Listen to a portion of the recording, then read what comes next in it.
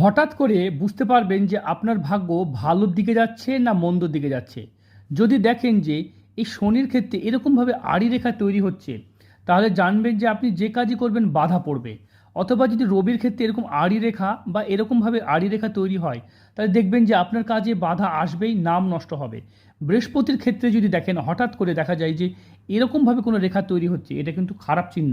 বৃহস্পতির ক্ষেত্রে কেমন থাকা উচিত? এরকমভাবে রেখা থাকে, এরকমভাবে রেখা থাকে, এটা কিন্তু শুভ চিহ্ন হিসেবে ধরা হয়। তাই বৃহস্পতির ক্ষেত্রে এই ক্রস সাইন কিন্তু ভালো। অন্যান্য ক্ষেত্রে যেমন যদি দেখা যায় হাতে এরকম সূক্ষ্ম সূক্ষ্ম রেখা হাতে এরকমভাবে উঠছে, ডালের মতো উঠছে, তাহলে কিন্তু আপনার জীবন দেখবেন যে উন্নতি সফলতা সবই কিন্তু আসছে।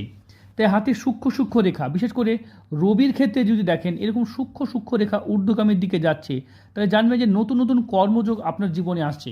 তাই বড় রবি রেখা থাকা চাই, সঙ্গে সূক্ষ্ম সূক্ষ্ম রেখা ঊর্ধ্বগামীর দিকে যাওয়া, এটা ভালো চিহ্ন। তবে এরকমভাবে কেটে দেয় এরকম চিহ্ন থাকলে এটা কিন্তু ক্ষতিকর চিহ্ন হিসেবে ধরা হয়।